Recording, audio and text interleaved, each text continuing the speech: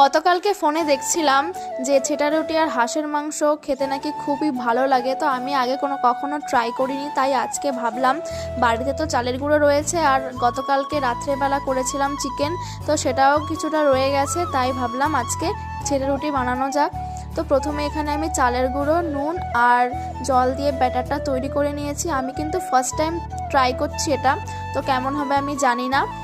প্রথমে কিন্তু অল্প তেল দিয়ে একটা ন্যাকড়া দিয়ে কড়াইটাকে মুছে নিতে হবে, বেশি পরিমাণে তেল দিলে কিন্তু হবে না।